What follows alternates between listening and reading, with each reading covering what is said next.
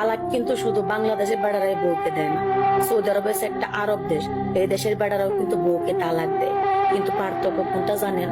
বাংলাদেশ যখন কোনো মেয়েকে তালাক দেওয়া হয়, কাবিনের কিছু টাকা দিয়ে এক সেট কাপড় পরা থাকে, বাড়ির থেকে বাড়ি করে দেয় অসম্মান করে। আর সৌদি আরব যদি কোনো বেড়া বউকে তালাক দেয়, বাড়ি গাড়ি রাইকিয়া বেড়া এক সেট কাপড় পরে বাড়ির থেকে বাইরে হয়ে যায়। কেন জানেন? এটা সৌদি আরবের সরকারের নিয়ম, যাতে তালাকের পরও সেই মেয়েটা একটা স্থানে থাকতে পারে, পরে ধরে খেতে পারে, কারো কাছে হাত পাততে না হয়। আর আমাকে বাংলাদেশের মেয়েদেরকে যখন তালাক দেওয়া হয়, কিছু মেয়ে হয়ে যায় পরকীয়া নিত্য, তালাকের পরে কিছু মেয়ে হয়ে যায় প্রবাসী খাদ্দামা, কিছু মেয়ে হয়ে যায় রাস্তার খাঙ্কি। কারণ আমাকে বাংলাদেশের সরকার কখনো কোনো সরকারি কোনো মেয়েদের উপকার করে নাই, করতো না। কারণ আমাদের মেয়েদের কখনো দাম ছিল না, আজও নাই, কালো নাই। আমরা মেয়েরা সবসময় বাংলাদেশে তুচ্ছ ছিলাম, আসি, থাকবো।